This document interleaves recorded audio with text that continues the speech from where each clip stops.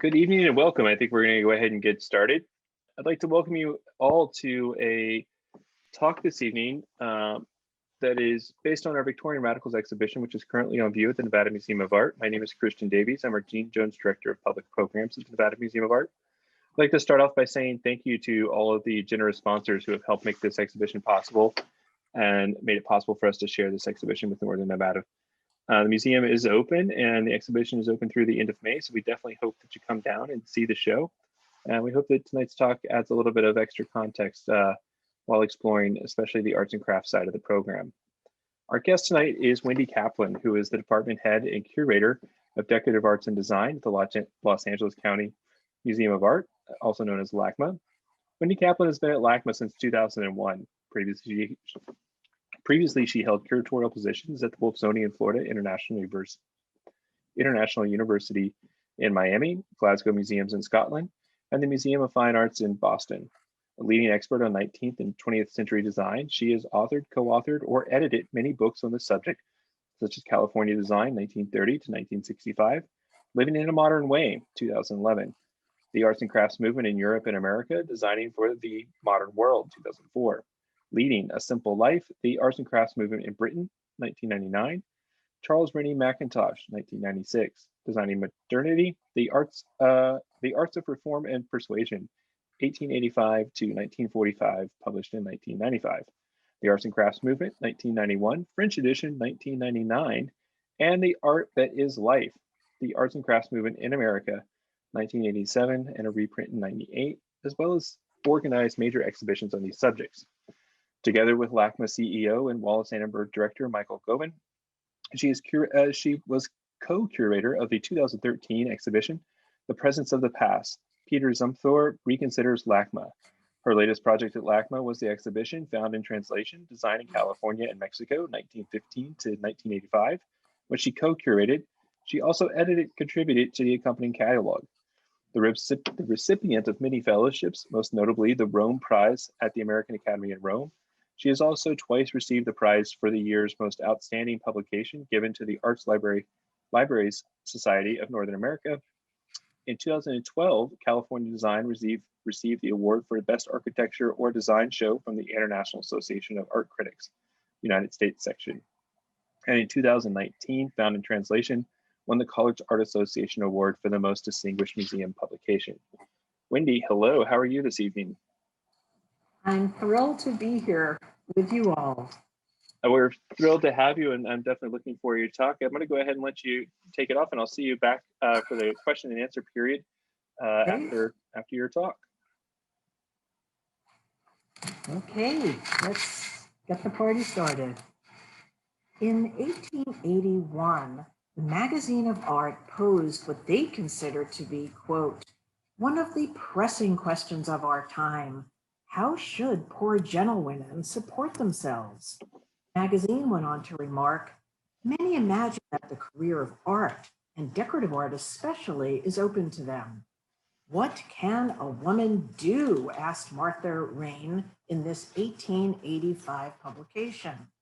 Today, what we consider to be fundamental rights for women, education, career choices, fulfillment through one's work, were 100 years ago closer to utopian dreams. The question of work for women, and in this lecture specifically, as designers and craftspeople, was addressed by social reformers, advocates of women's rights, and followers of the arts and crafts movement at the turn of the last century. I will concentrate on the role of women designers in the American arts and crafts movement in the context of earlier manifestations in Britain, and focus on their leadership in social and economic reform. This chest exemplifies many of these efforts.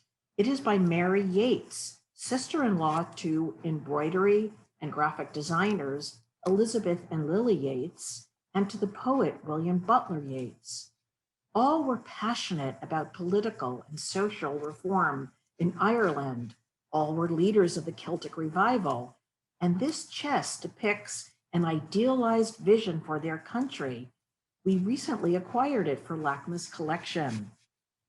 Women participated in and often spearheaded the efforts to achieve the goals of the arts and crafts movement, as this chest embodies, the revival of handcrafted work and the creative joy to be attained through its execution, the elevation of the decorative arts to the status of fine arts, the embracing of vernacular traditions as a means of forging a sense of cultural identity, and the promotion of truth to materials, honesty of construction, and utility, as well as beauty in design. I believe that overall, the movement provided new opportunities for women. Its emphasis on crafts as equal in value to painting and sculpture helped promote, quote, traditional women's skills, such as needlework and jewelry, and promoted their acceptance as professional design activities. My opinion is shared by many scholars, but others are more negative.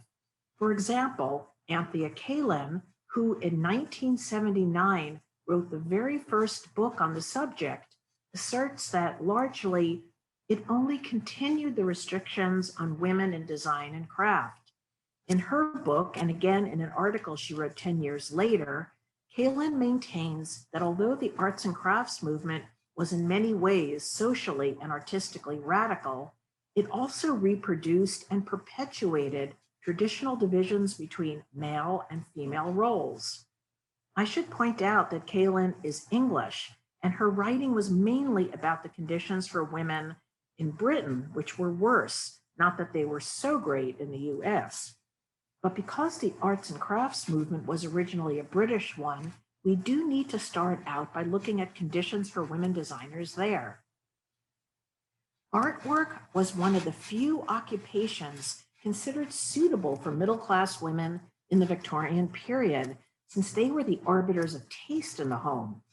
This painting by Whistler of a china decorator demonstrates how women could be accepted as art workers, since their efforts were seen as an extension of traditional feminine accomplishments and pastimes. The sexual division of labor prevailed, with men typically engaged in printing, metalwork, and carpentry, and women in china painting, textiles, and jewelry. Even within a single craft, gender often determined the division of labor. Women designed, but men hammered metal. Men shaped, but women decorated pottery. And women were trained and employed separately in order to avoid direct economic competition with men. So although I will be making a case for the important role played by women, they still had to contend with the deeply entrenched belief that a woman's place was in the home. The consequence was that professional opportunities were limited to areas that most resembled the domestic sphere and focused on so-called feminine qualities of dexterity rather than masculine ones of strength and originality. And you can see that here with examples of embroidery and metalworking. The former, of course, done by females, the latter by men. This Victorian definition justified the sexual division of labor, segregating women in low-paid occupations and ultimately maintaining women's subordinate position. On the other hand, while professional opportunities were limited, they were much broader than they had been. The growth of factories and other manufacturing units produced a pressing need for new schools to teach design. Design education for women was unusual when it was first introduced in the 1840s, but it became widespread by the turn of the century. Education, coupled with the arts and crafts emphasis on the applied arts, provided women with alternative roles and greater avenues for self-determination. Here's an ad for the Department of Art at Sophie Newcomb College in New Orleans, proclaiming that it is, quote, the art school for ambitious young women, and a 1903 illustration of one of the women decorating the pottery produced there. Again, the situation was much better for women in the United States. Even during the period, writers recognized that there was less disparity between the sexes in the United States than in Britain.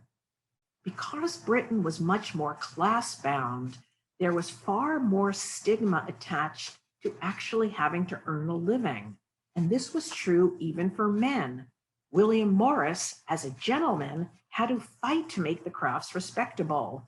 Gentlefolk were not supposed to have anything to do with trade. And of course, it was doubly bad for women.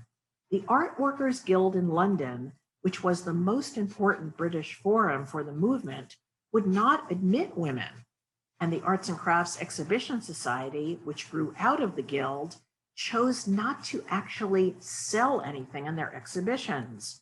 Makers could, of course, be contacted for purchases, but the society resisted functioning overtly as a sales room.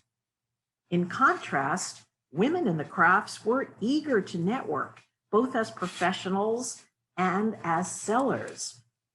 This stained glass window, which is another recent LACMA acquisition, was designed and made by Margaret Agnes Rope, who is a member of the Women's Guild of Arts in London.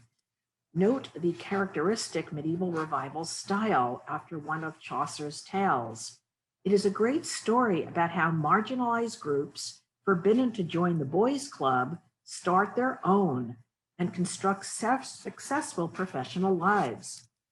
Now let's look at the period right before the arts and crafts movement, because the new legitimacy for the role of art in the aesthetic movement of the 1870s and 80s became an important avenue for women's creative expression. Like the arts and crafts movement, the aesthetic movement began in Britain and provided the model for its dissemination in the United States.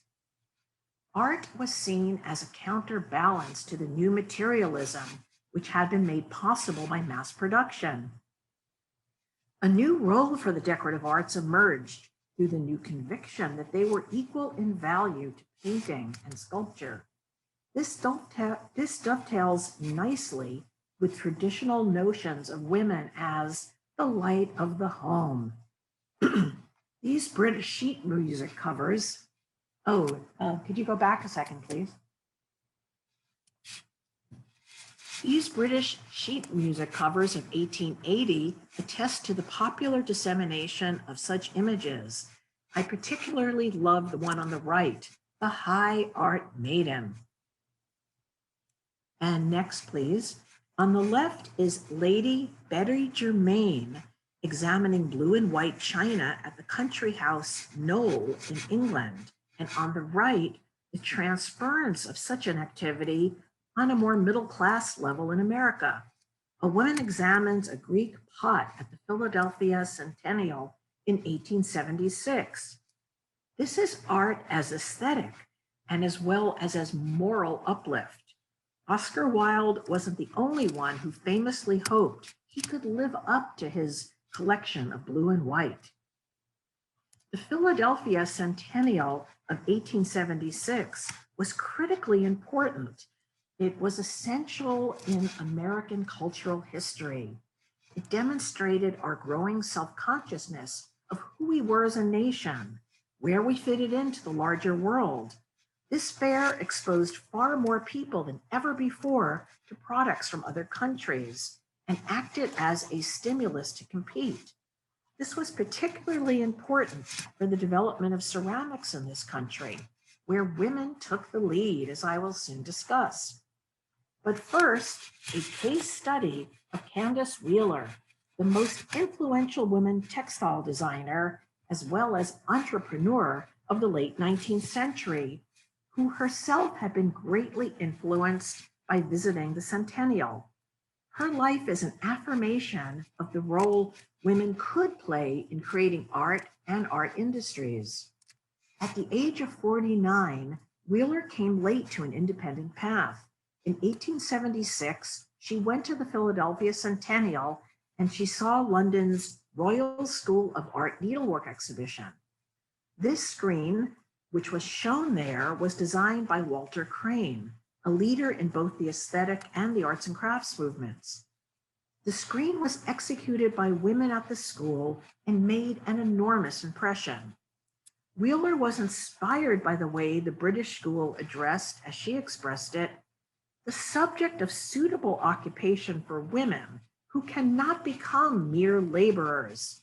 She declared this was a pressing necessity of the time. With the Royal School of Art Needlework as the model, she spearheaded the establishment of the Society of Decorative Art in New York. The goal of this very successful society was, as Wheeler stated, to help break down, quote, the wall of prejudice and custom which had separated well-bred women from money-gaining enterprise, using the common and inalienable heritage of feminine skill in the use of a needle. The society promoted the work of women designers and also offered design training. In 1879, Wheeler again defied social convention by joining Louis Comfort Tiffany to design interiors. As Louis C. Tiffany and Co., associated artists, they were immediately successful. One of their most famous interiors was for the 7th Regiment Armory in New York City. Other clients included the White House, the Union League Club in New York, and Mark Twain. When Associated Artists disbanded in 1883, Wheeler kept the name of the firm, and she and her family ran it as a textile company for another 25 years. And you can see the gamut of their work with a mass-produced example on the left and a one-of-a-kind hand-embroidered one on the right. Wheeler also continued her interest in creating interiors. One of her greatest triumphs came with another World's Fair, the Chicago Colombian Exposition of 1893, for which she oversaw all the interior decoration for the Women's Pavilion. And the building itself was designed by a woman architect. But you could also see this as ghettoizing women's work. The Women's Guild of Arts in London certainly felt that way. May Morris, who was William Morris's daughter, and another guild member indignantly refused when they were invited as a group to display in a women's section at an exhibition in Edinburgh. And they wrote, "We object as a matter of principle to women's sections in art exhibitions." Candace Wheeler did not object to such separation, and she is key to understanding American women's role in the arts and crafts movement. First, she established the precedent for elevating women's work to real work by professionalizing home decoration and training women to design for manufacture. And here's the design room at her company. Second, and equally important, she championed the psychological need to work. And third, she recognized the economic necessity of work, and in 1878 founded the Women's Exchange to help women sell products they made at home. And this was also modeled on British precedent. The role of women as tastemakers was very important in terms of cultural influence and economic power.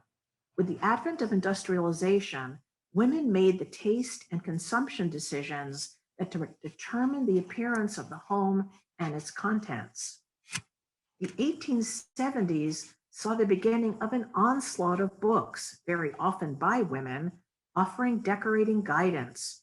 This is the cover and the frontispiece of Harriet Prescott Spofford's Art Decoration Applied to Furniture.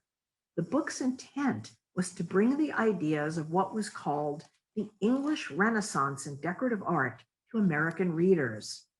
Note that Spofford chose as the frontispiece the same Walter Crane screen embroidered by the Royal School of Art Needlework and shown at the Philadelphia Centennial.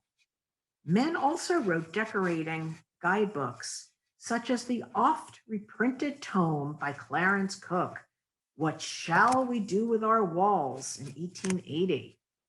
However, only a woman would publish a satiric take on this title, What Shall We Do with Our Daughters? Superfluous Women and Other Lectures, which was written by Mary Livermore and published in Boston in 1883. Employment for women was not quite as dire as it was in Britain, but it was still a terrible problem. Some progress was made by the end of the century. This cover of the 1881 Women's Handwork in Modern Homes shows that her role was still limited to embroidery and china painting. And this demonstrates that things hadn't changed as much as we had hoped. However, in contrast, Alice Hubbard's 1908 Woman's Work, even the wording on the cover indicates a change. And the book is filled with questions like, what is the human race? Male? Female? Oh no, it is both, one equal with the other, interdependent. The role of women reformers in the arts and crafts movement can be divided into three basic groups. First are the privileged women of exceptional ambition, such as Candace Wheeler. In general, these women had independent incomes from their fathers or husbands, ran their own workshops, and were founders of organizations that promoted the crafts. Many of these women trained others, either by teaching at universities and schools of art, or by offering classes in their own workshops.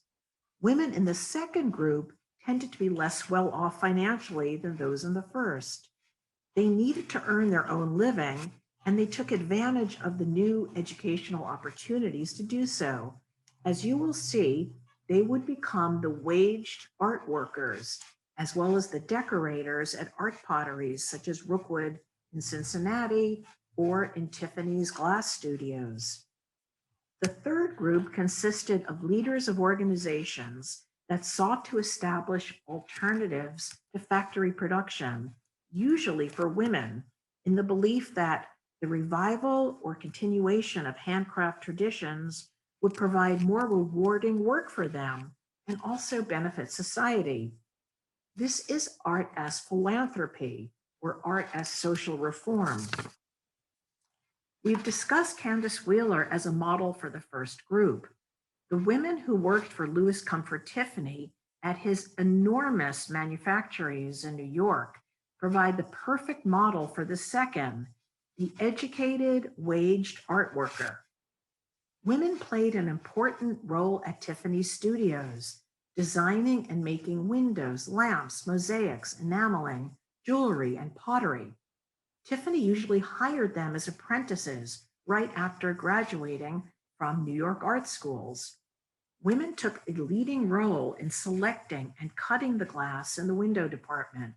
In 1898, the leading British art journal, Studio, described how about 50 women were employed making windows and mosaics. They selected the glass pieces, cut the glass, and wrapped the copper foil that was applied to each piece before they were soldered together. Until fairly recently, it's been hard to know exactly which designs the women or the men were responsible for, since no one but Tiffany himself was permitted to affix his or her name to an object. Luckily, some signed drawings have survived. While adamantly against sharing any design credit, it is to Tiffany's personal credit that men and women were paid equally for the same work, although they were segregated in the workplace. There are no photographs of them ever working together. And gender roles were clear, especially in the manufacture of lamps. Both men and women were what were called selectors of the individual pieces of glass, but they were divided not only physically, but also by the imagery on the shade. Women only worked on floral and other nature-based shades. The men worked on the geometric patterns, which was considered to be more suited to men's, quote, mechanical genius. So for lampshades, both men and women were designers, selectors, and attached the copper foils. However, only the men assembled and joined the foiled glass, which was considered heavier manual work. This was the job of glaziers and was a separate division. But women worked in many other departments. For example, One of the leading designers of glass and windows was Clara Driscoll. In 1898, she was also put in charge of the mosaic department. Clara Driscoll's prominence was noted at the time. In 1904, she was one of the women profiled in a New York Daily News article entitled, "Women Who Make $10,000 a year or more." That's well over $250,000 today. This article was the first proof that Driscoll designed the famous dragonfly lamp, and much new research has been done in the past 10 years to document the work of women at Tiffany. Driscoll designed many other lamps, such as these wisteria shades, as well as many windows. The jewelry department was also run by a woman, Julia Munson, and here are two of the necklaces she created. She had the unusual profile. She began her apprenticeship with Tiffany right after completing art school, and she just worked her way up. In late 1903, the men at Tiffany went on strike, demanding the removal of 27 women from the lampshade department. The men were in a union. The women were not allowed to join, and they had no protection. But to Louis Comfort Tiffany's great credit, he refused to fire the women. The strike was settled when Tiffany agreed not to hire any additional women, but he reserved the right to replace one woman with another. Now let's review the third group. The focus of these leaders was the dire economic plight of urban immigrants and the rural poor. As in Britain, upper and middle class women in the US formed organizations to teach and market women's crafts from what they considered to be folk or primitive societies. This played into the strong element of nostalgia for a pre-industrial and highly romanticized past. Toynbee Hall was a pioneering settlement house in the slums of London, and using this as the model, craft programs at settlement houses, such as Hull House in Chicago, provided an escape from the tedium and danger of factory work.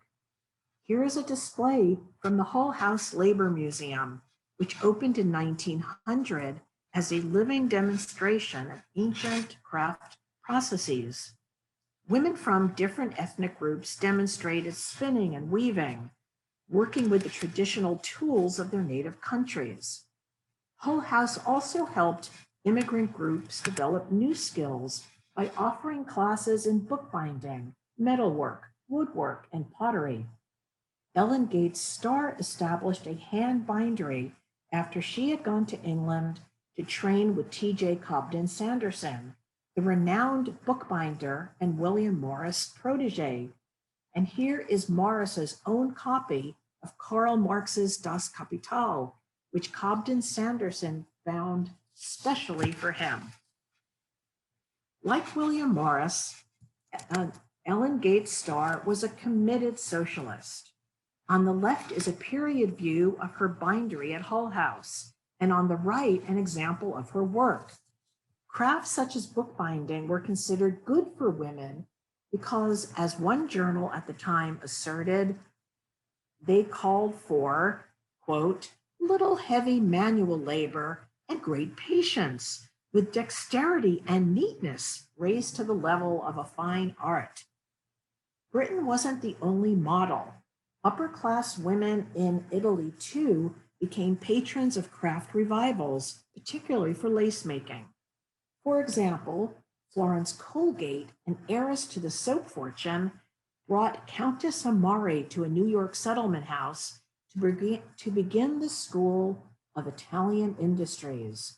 The Countess had been a leader in the revival of lace making in Italy.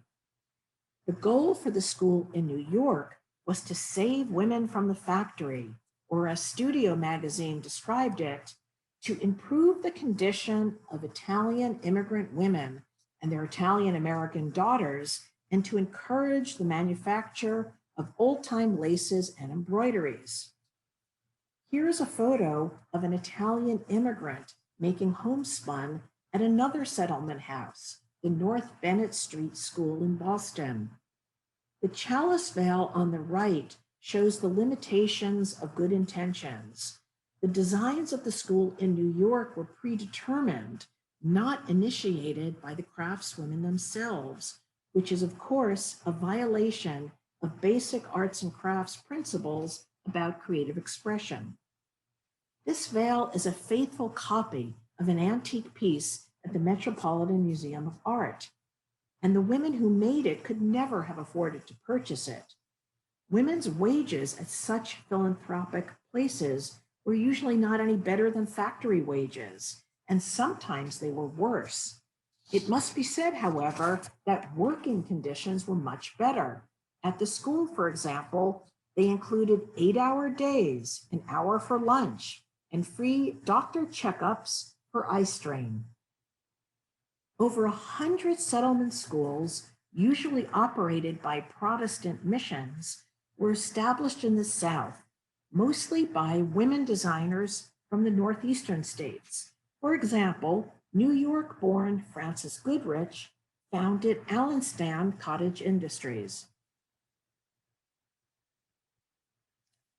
In 1908, she opened a retail shop for the group in Asheville, North Carolina, which you see on the left. It sold regionally made baskets, rugs, and especially coverlets.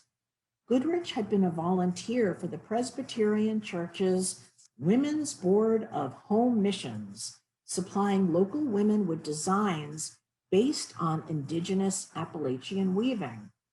These were modified in order to standardize production or to appeal to particular fantasies that Northerners, who were a primary market, had about the rural South. For decades, other groups followed the Allenstan model. On the right is a brochure for the Appalachian School in Penland, North Carolina. Another example is the coverlet on the left. Boston-educated Winter Jean Redding designed it and supervised the weaving, as well as managed the Arrow Craft shop in Tennessee. She took her inspiration from patterns traditional to the region.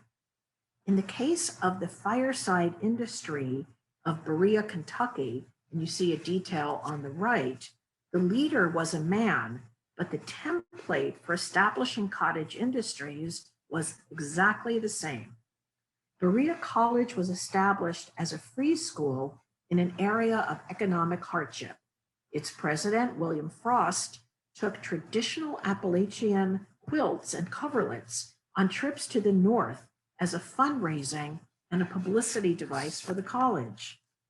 Ironically, starting in the 1890s, at the same time that traditional weaving was extolled, the mountain women who made the quilts were retaught by professional designers, also mostly women.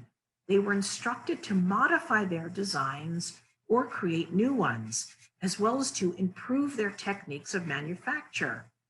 At the fireside industries of Berea, college girls made tuition payments by working there, and local women earned needed cash, so it was very successful. Another example of reviving traditional women's work is this detail of a rag rug made at the Arts and Crafts Society in Hingham, Massachusetts. Again, its original purpose was lost.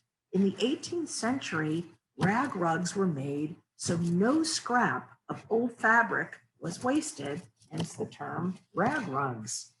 100 years later, weavers made them by cutting up new material in order to achieve greater control over the process. What had been a necessity became a stylistic choice and a way of romanticizing the past. Now let's go back to the first two groups. The women who, through new opportunities in design education, acquired the skill needed to support themselves, and the women who did not have pressing economic concerns, but they sought an outlet for creative expression. For these women, the arts and crafts movement provided a way to fulfill themselves that had not been previously available. Pottery was the medium that demonstrated the most dramatic advances in women's participation. Women were, in fact, largely responsible for the growth and the promotion of art pottery in America. Their participation did a lot to address the burning question posed here: what can a woman do? Pottery is the craft I'll be discussing in the time remaining. The vogue for china painting as a hobby for women emerged in the early 1870s. It was considered delicate work that would not tax the fairer sex and could be executed at home or in a small studio. You bought the ceramic body as a blank from a factory and then you decorated it. Most china painters were amateurs. Many used their skills to generate income, but some used china painting as a stepping stone to careers in the arts that had usually been restricted to men. Here are two typical stories. The plate on the left was decorated by Helen Metcalf, an art patron and the founder of the Rhode Island School of Design. She copied onto a porcelain blank an illustration from a children's book, Jack and the Beanstalk, that had been illustrated by Walter Crane. On the right is a plate by the California artist Helen Tanner Broad, who made her living teaching china painting in the 1880s. At the 1876 Philadelphia Centennial Exposition, a display of china painting by a group of Cincinnati women won what little acclaim could be garnered for American art products.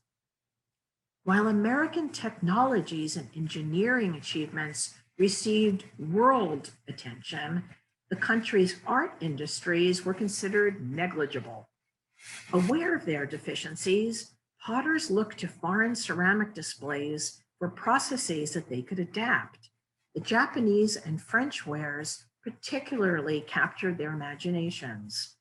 It was two women from Cincinnati, Mary Louise McLaughlin and Maria Longworth Nichols, whose experiments with French underglaze techniques would influence American art pottery and make Cincinnati its center. McLaughlin provides a classic example of a woman from a prominent, well-off family who takes advantage of new design training opportunities in the 1870s. She studied with Ben Pittman, who established a wood carving department at the University of Cincinnati.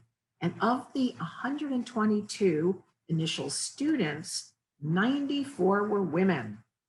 This desk, designed and carved by McLaughlin, was shown at the Women's Pavilion at the Centennial Exposition in Philadelphia, where McLaughlin also received praise for overglaze decoration that she displayed there. And Pittman wrote this book in 1891, American Art, Its Future Dependent on Improved Social Conditions, demonstrating the nexus of design and social reform at the end of the 19th century. After mastering overglaze decoration, McLaughlin also succeeded in underglaze, which was far more difficult. And eventually, at the turn of the century, she developed a line of porcelain seen here called Losante.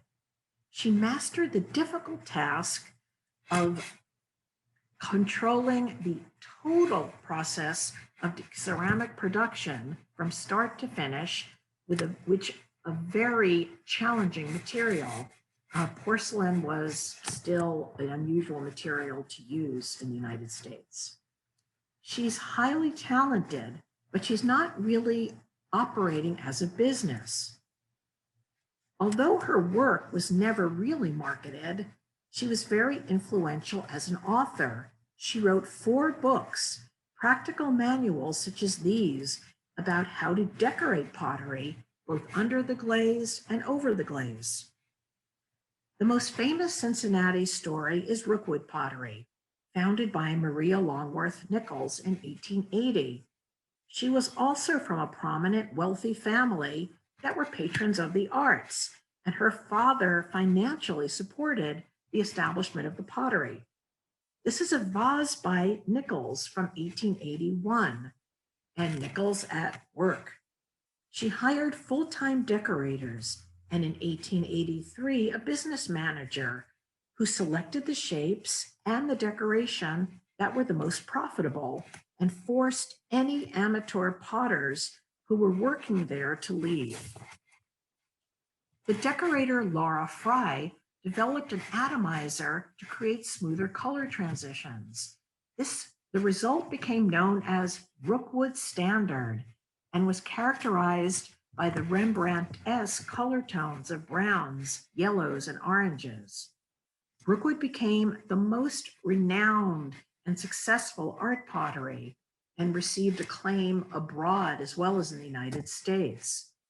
A ceramic historian wrote in 1893, quote, "The Rookwood pottery was the first in this country to demonstrate the fact that a purely American product can command the appreciation of the American public." In the 1890s, other palettes and techniques were developed, such as on the left, black iris, and on the right, the vellum line. The decorators, who were both men and women, were responsible for their own designs, and each piece was uniquely decorated. The importance of China painting, as I mentioned, was enormous. Thousands and thousands of women practiced the craft as amateurs, thousands more as a means to supplement their income, and some as professionals. On the left is the work of Catherine Cherry. Cherry became a very influential teacher of overglaze painting. She made a profession of China painting. She not only taught it, but was a successful entrepreneur. She marketed mineral colors for painting china, and here's an ad for that in the journal Ceramic Studio from 1913. I'd like to give just one example from the third group, which is the Artist Philanthropy group, using pottery as an example since the others were all textiles. This work is from the Paul Revere pottery, which grew out of the Saturday Evening Girls Club of the Boston Public Library. Mrs. James Starrow, a wealthy philanthropist who was active in settlement house work, supplied the funding. The pottery was established in 1908 to provide the daughters of Italian and Jewish immigrants with an alternative to factory work and an opportunity to earn money while receiving artistic instruction. Women did the decoration under the supervision of professional designer Edith Brown. Mrs. Starrow moved the building to Brighton in 1915. Edith Brown designed this new building as well as supervising the pottery. SEG provides the classic example of art as philanthropy. The women who ran it were trained professionals, but the decorators were amateurs, usually. The pottery looks like an English country house, and Mrs. Starrow paid for the girls to have summer vacations by the shore, and someone would read aloud from Shakespeare as the girls worked. They made lots of things for children, as in the breakfast set seen here, and over 200 women received employment here. It was never a profitable operation, but it was a very successful social experiment. It always was subsidized by Mrs. Starrow.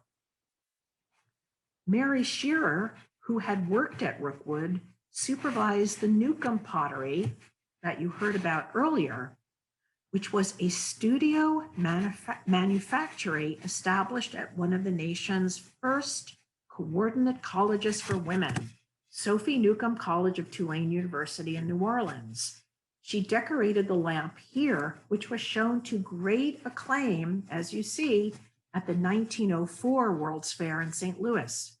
Like the Rookwood pottery, Newcomb also grew out of the interest in ceramics seen at World's Fairs and exhibitions, out of art classes for women, and out of their quest for more professional and satisfying outlets. The goal of Newcomb was to provide, quote, a livelihood for that large number of women who have artistic tastes and who do not find the schoolroom or the stenographer's desk or the counter altogether congenial. As this ad demonstrates, Newcomb wanted to be a model for art manufacturing for the New South by offering professional training for women. But if those women didn't have wealthy families, they had a hard time. A letter written in 1904 by one of the decorators at the Newcomb Pottery describes her straitened financial circumstances after she had paid for her room, board, and other necessities. Ultimately, she had to give up her artistic aspirations and take a job in a commercial pottery in Baltimore. And as usual, women decorated but did not throw the pots. You see here Joseph Meyer, who threw them for over 30 years. I'd like to introduce as my final example, Adelaide Alsup Robineau, whose career as a publisher and editor, teacher, and potter made her a leading figure in the arts and crafts movement. Sadly, she is the exception of somebody not at all affected by gender bias. Hers is a classic story. She began her career as a china decorator, and here she is painting china in her New York City apartment about 1900. Realizing that no quality periodical existed to serve the needs of china painters, she and her husband founded the influential magazine Ceramic Studio in 1899 in Syracuse, New York.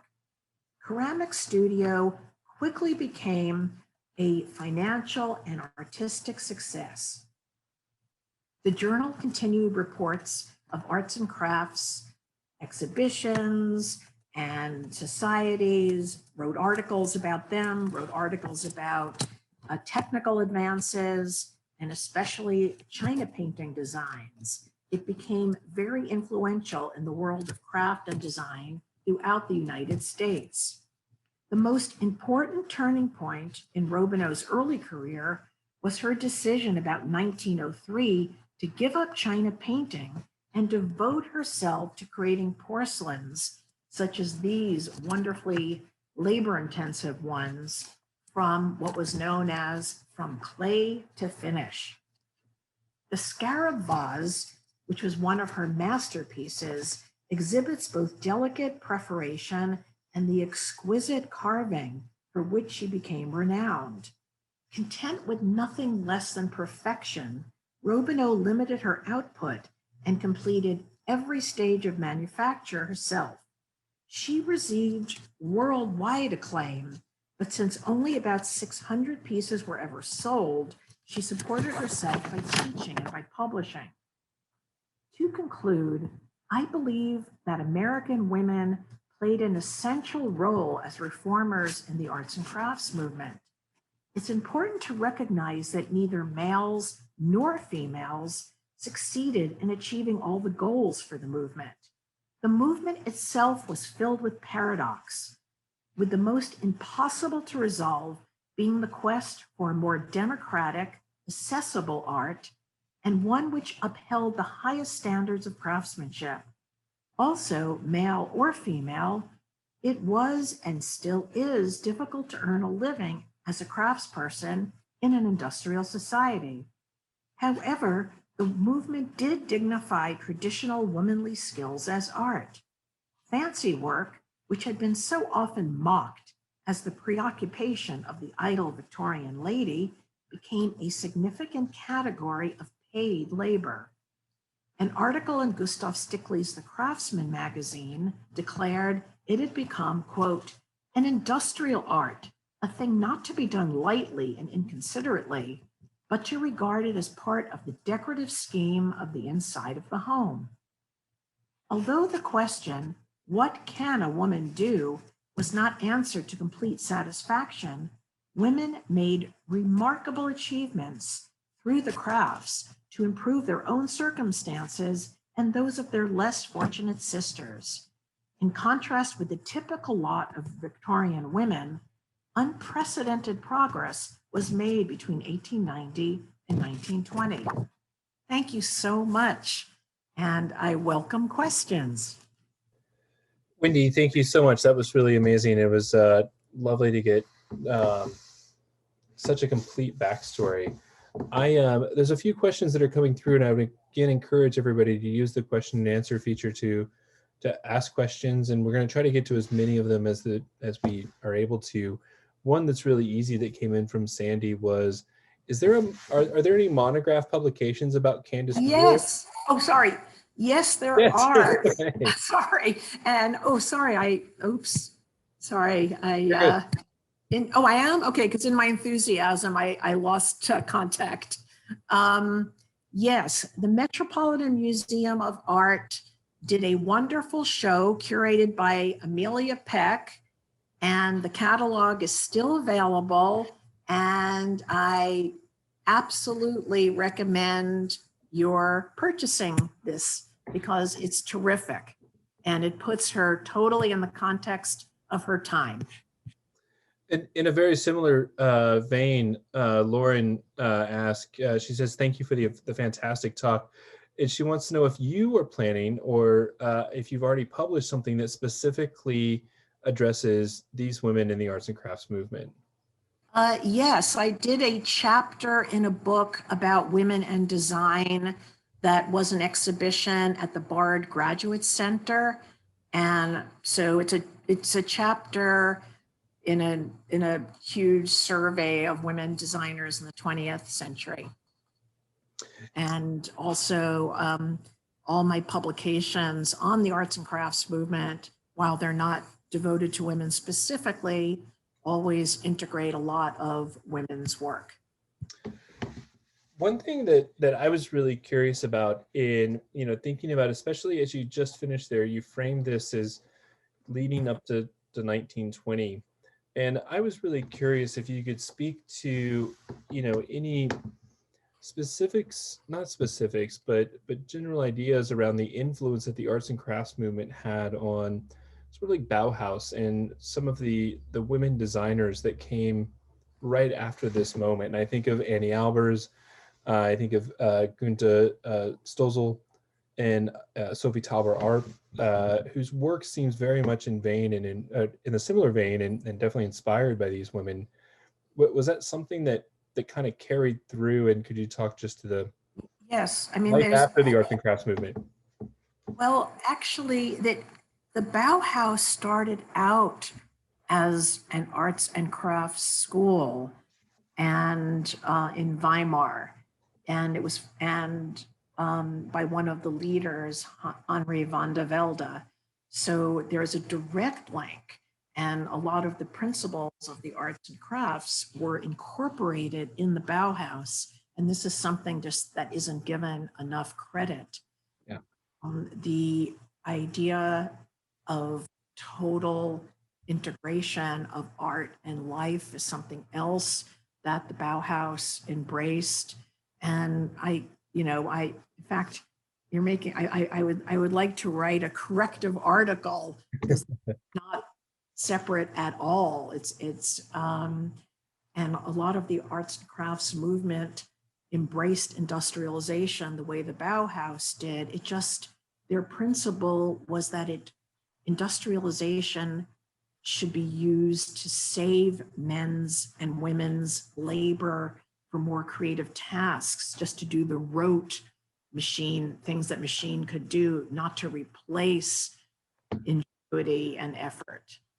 But I think that's it's so poignant, just thinking about the technological revolution that we're going through, similar to the industrial revolution, is creating more space for us to turn ourselves back to these, as you just noted, the rote details that a machine can't do. And I know that you and I have talked about sort of the return of some of the aesthetics and this return to weaving and to even hand painted and finer wallpapers and things of that nature, which are now done by, they're not as exclusively gender separated in the same way. So I think that there's definitely a through line to what we're seeing with our own revolution, which is technological rather than industrial, but very similar in the way that it's changed the world overall. I completely agree. Yeah. So Leslie asks, Leslie also says, great talk. she says that she learned at the Cincinnati Museum that Maria Longworth Nichols and Maria Louise McLaughlin were rivals and very competitive with each other, and that story had reminded her of the Helena Rubinstein Elizabeth Argan rivalry. Were there other rivalries, and this might be where we finished just based on time, but were there other famous rivalries between these women's and different design houses that that contributed to their success in the arts and crafts movement? And I'm just going to add, and success and or advancement of the movement as a whole.